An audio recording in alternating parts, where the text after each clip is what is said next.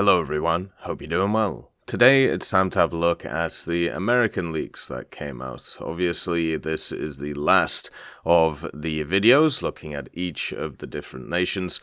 It's been pretty fun going through them all. Obviously a lot of these videos take a decent amount of effort, but at the end of the day I think they're definitely worth it.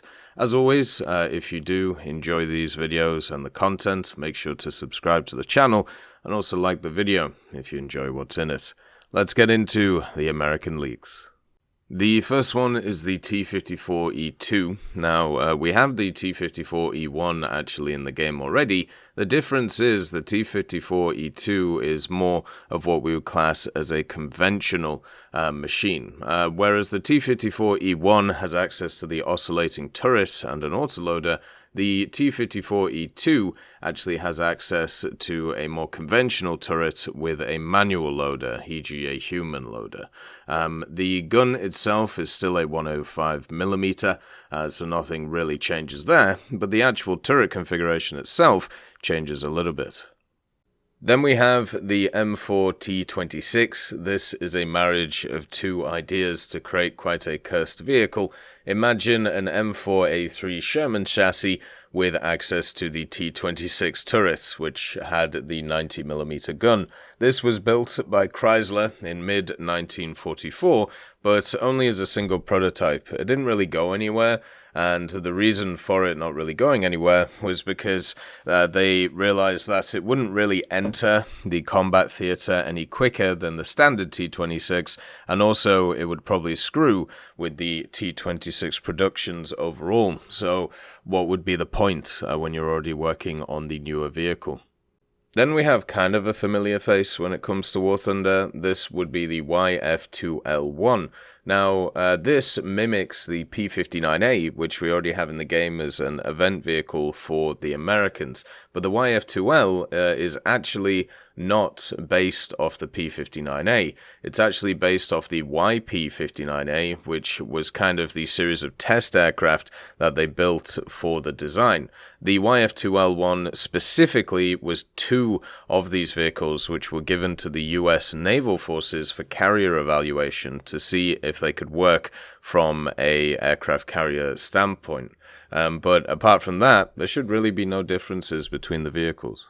The PBM-5A also makes it into this list, and the major differences between what we already have in the game as the PBM series and the 5A is the engines, where the PBM-5s had access to the Pratt & Whitney R2800s, which obviously had 2100 horsepower, and then also the A is an amphibian version of it. Now what this means is it's similar to one of the Catalinas, where it has a retractable tricycle undercarriage. So this means that it could land on solid ground, or it could land on the sea, or water in general, which is pretty cool, so useful in all scenarios.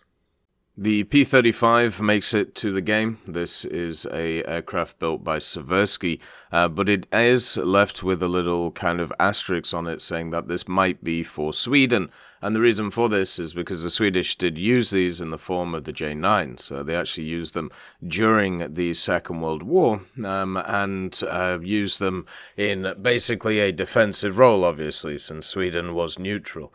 Now, they replaced the Gloucester Gladiators for Sweden, and they used them up until 1952, but mainly after World War II, they were equipped with cameras and used as kind of reconnaissance vehicles instead. But these vehicles are very standard monoplanes. They have an all-metal construction, they have retractable landing gear, an enclosed cockpit, some things which were not as standard at the time, especially since this thing's first flight was in 1935, but you're looking at a very simple vehicle which has access to some 30 cals, has access to some 50 cals, and also the Pratt & Whitney R1830 45 twin Wasp radial engine. The next vehicle is the F4U4 VMF323. Now this is just a standard F4U4, but what is important is the 323 part. The squadron, the Marine Fighter Attack Squadron 323, is one which has served in many different wars. It served in the Second World War, Korea, also even Vietnam, and other areas as well, using various different types of vehicles, and one of them they used was the F4U4. What is interesting is there's a really nice kind of book about these things. I'll leave a link in the description to it so you can read about the history of this squadron. But just as a little tidbit of information, the nickname Death Rattlers and an appropriately designed squadron patch were adopted by the VMF 323 soon after commissioning, based upon an incident wherein a large rattlesnake fell prey to 3 VMF 323 lieutenants and wound up adorning the unit's ready room. Both nicknaming and patch continue in use today. The F2G2 is also on the list. It is very similar to a vehicle we already have, which is of course the F2G1, the Super Corsair. The difference is the F2G2 was designed for carrier operations, which basically means that it had some changes to it for that. The armament provisions were changed, so you could either add on the wings 4 or 6 50 cal machine guns, and also 8 5-inch rockets, or 2 1,000 or 1,600 pound bombs. The internal fuel capacity was also increased over the F2G1, and also there was provisions for 2 droppable external fuel tanks. So that's pretty much the differences. You also have the Baltimore Mk.5. This is talking about the Martin Baltimore. Now, the Martin Baltimore had a same story as a lot of other vehicles. It was built by the Martin Company in the US, but it was designed kind of for export. The French were going to buy a bunch and ordered a ton, but unfortunately with the fall of France, the vehicle ended up going to a bunch of other places. It went to the RAF in Britain, it went to the RCAF, the RAAF, and also the SAAF. All of them kind of used it, which is quite good. It also served on the Italian forces front and also the Hellenic forces front. The interesting thing about the Martin Baltimore is it was never used by the US, so my guess is this will end up in a separate tech tree. The Mark V specifically was a United States Army Air Force order. They upgraded its engines with 2 1,700 horsepower Wright R2629s, and also they added some 50 cal guns to the wings, which is pretty interesting to see with over 600 vehicles built. These things could also carry a bunch of bombs, since they were bombers, up to 2,000 pounds of them, and of course had turrets on them as well, mainly with 7.7mm machine guns to keep them alive. You also have the B-26E, which is part of the Marauder family. The B-26E was a modified B-26B, and what they did with it is they moved the dorsal gun turret. They actually, instead of having it in the aft fuselage, they moved it just behind the cockpit. They kind of found that it was a bit more effective there, but also at the same time, the gains that were effective, or the gains that they got from it, were just not worth retrofitting everything for. So, unfortunately, it was one of those tests which was successful, but not good enough on the cost front. The A4M is also here, which is a much more improved version of the standard A4. It's known as the Skyhawk 2, and it was a dedicated marine version. The major upgrades were when it came to its engine. It used the J52P408, and also they added a bunch of avionics upgrades. So they added an IFF system to it. They also added the Hughes AN ASB-19 angle rate bombing system, and also this had a TV and laser spot tracker on it, and of course they made the cockpit a little bit bigger as well. So it meant that it could get access to a lot better weaponry and also be able to be more useful for the Marines. The A26B1 is also here. and the A-26B series was one which was a attack bomber version. It had access to 6 or 8 50 cal machine guns in the front, and obviously when it comes to the vehicle itself, it was pretty effective. We have a bunch of A-26s in the game already, including some with some very interesting armaments, and hopefully in the future I can make a video about all of the designations and what they mean, because between the A-26 and B-26 it's very confusing how it all works, especially since the kind of nomenclature changed halfway through. So yeah, we'll go through it at some point, but just understand this is a basic attack version. The A6M is also here. This is a modified version of the Little Bird. Now, obviously, the Little Bird is very similar to a vehicle we already have in game, the MD500 TOW, which is in the good old Israeli tech tree, but this would obviously be for the Americans. The Little Bird is something which is used a lot by the Special Forces in America. The M variant of it is the Mission Enhanced Little Bird. So basically, it's a highly modified version of the MD530 series, designed for combat missions. The vehicle itself can have access to miniguns, can have access to GAU-19s, and also rockets, and of course Hellfires or Stingers as well. So this is a highly maneuverable vehicle designed for special operations stuff, but also could be useful in game as a weapons platform. The H-56 Cheyenne also makes it, which is a helicopter that I'm surprised that we haven't seen when it comes to the American tech tree. This was the first, or supposed to be the first, dedicated attack helicopter. Obviously, stuff like the Huey and the Cobra did not start off as just dedicated attack helicopters. It was designed through the Army's Advanced Aerial Fire Support System program, and they made 10 of them, and we've talked about its history quite a few times when it comes to the channel, and unfortunately it never really went anywhere. Instead, what happened is a new program was created, which was the Advanced Attack Helicopter program in 1972, and that's eventually led to the Apache, which we all know and love. Now, when it comes to the AH-56, it does still have quite a lot of cool stuff to it. It has the General Electric T64GE 16 turboshaft engine, which powers it. It has the interesting tail rotor, since it looks kind of upside down when it comes. Well, the tail itself can look upside down because it's not the conventional type. It still works exactly the same. And then also, you have the floor bladed tail rotor as well on the back.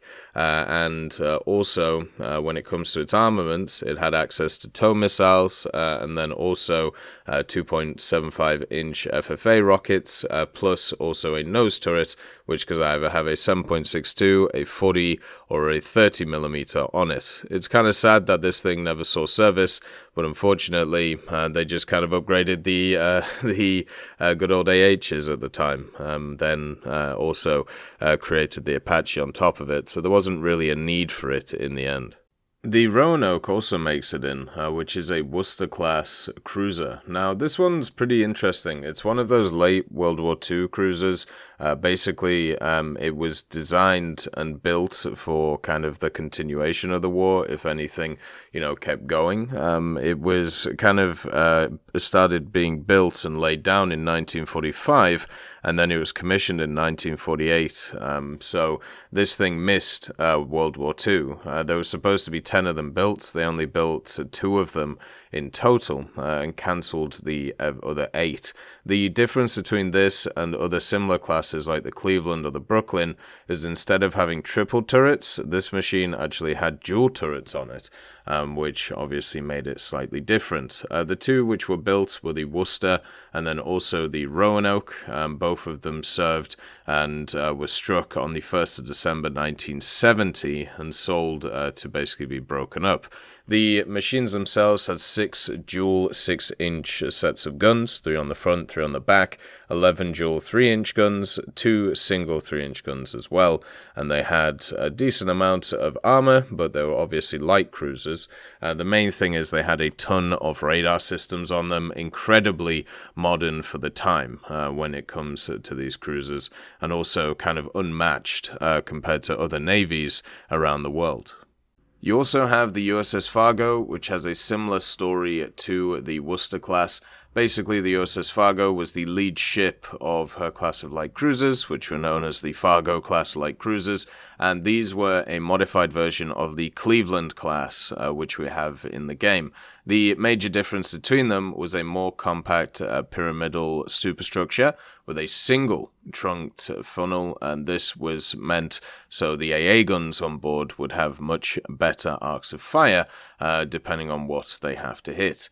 Now, because this thing was commissioned in 1945, and the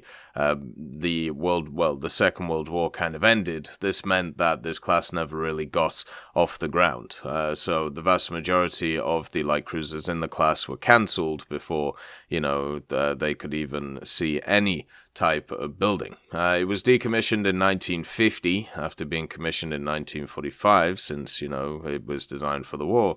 And that was pretty much it, unfortunately, for the story of it. It had 4 triple 6-inch guns, 6 dual 5-inch guns, 4 quad 40s, and 6 dual 40s on it as well, including 10 single 20mm. Very similar to the Cleveland class when it comes to its setup. The USS Indianapolis is also here. This is a heavy cruiser, which was part of the Portland class of heavy cruisers. That meant it had access to 9 8-inch guns in triple mounts, 8 5-inches as well, and then by the end of the Second World War, it had 2 3-pounder saluting guns and 6 quad 40mm with 19 single 20mm as well. This was heavily used in the Second World War, and unfortunately it did not survive it. On the 30th of July 1945, it was sunk by a Japanese submarine, the I-58, and this was captained by Mochitsura Hashimoto, who actually believed that he had spotted the Idaho, which was a Mexico-class battleship. But the ship itself had already taken damage previously from a Ki-43, where a bomb miraculously got itself into the mess hall and did a ton of damage to the machine. So what ended up happening was a lot of the crew died on this thing and went down with the ship. There was 300 members of the crew which eventually went down with it, and then there was an extra, I think it was 1,000 or an extra 700 who were left adrift. There was 300 which went down with the ship of the 1,200 crewmen, and the rest were set adrift to obviously be rescued, and a lot of them died in the attempt. This meant that the sinking of the Indianapolis actually resulted in the greatest loss of life at sea from a single ship in the history of the US Navy, which is obviously incredibly sad. The Des Moines class cruisers are also here. These were a trio of large US Navy heavy cruisers which were actually commissioned post World War II in 1948. They were seen as the last of the all-gun heavy cruisers. The only other machine larger than them when it came to the all-gun idea was the Alaska class, which of course doesn't really fit in the heavy cruiser part. It's kind of a weird conglomeration between a heavy cruiser and a battle cruiser. What is interesting about this vehicle, though, is one of them does survive, the USS Salem. It's actually a museum ship in Massachusetts, so if you want to go and see it. There was 9 cancelled of this, 12 were planned overall, but 3 were completed, which is kind of a surprise, since they were from post-World War II. They were derived from the Baltimore class, but basically just made bigger and badder. They had 3 triple 8-inch guns, 6 twin 5-inch guns, 12 twin 3-inch guns, and 12 single Oerlikon 20mm, and a pretty decent belt of 4 to 6 inches for the heavy cruiser. But the general history of them, obviously they didn't really see too much service. They were commissioned from 48 to 75, and overall were pretty good for what they did. They were just in an ever-changing world, so, you know, never really fit what they were supposed to do. Then the last one you have is the USS Arkansas. Now, if I ever get into power in America, there are two things I'm going to do. The first one is make sure that the price that you pay for things is actually on the tag instead of it without the tax involved. That's something that Canada needs to sort out as well. It's absolutely disgraceful that happens. And then the second one is to try and unify between Arkansas and Kansas. So it's either going to be Arkansas and Kansas, or Kansas and Arkansas, because it is very annoying when it comes to learning them. Now, the USS Arkansas was a dreadnought battleship. It was part of the Wyoming class, and this was commissioned into service in 1912. It was also decommissioned in 1946, and unfortunately was part of Operation Crossroads. Now, if you don't know what Operation Crossroads were, this was a pair of nuclear weapons tests that the United States did at Bikini Atoll. It's where a lot of naval ships met their end when they were basically testing how the nuclear weapons would affect certain things. So they took a lot of the machines that they had, which were kind of old and not usable, and then also a lot of what would be classed as war trophies, and blew them up. The USS Arkansas had access, when it was built, to 12 12-inch guns, then also 21 5-inch guns as well, and 4 3-pounder guns with some torpedo tubes. By the time of its refits, they added a bunch of different things to it. So it had a refit in the 20s, which gave it 12 12-inch guns, 16 5-inches, 8 3-inch guns, and 4 3-pounders. Then in 1942, when it had a further refit, obviously when aircraft became way more prominent against naval forces, so it had the 12 12-inch guns once again, 6 5-inch guns, 10 3-inch guns, 4 3-pounder saluting guns, and 9 quad 40mm with 26 20mm. The Americans definitely didn't mess about when it came to their AA armament. But yeah, this would be similar to what we have in the game already, maybe an event vehicle, or maybe just in the tech tree. As always though, I hope you have a wonderful day, and I'll see you next time.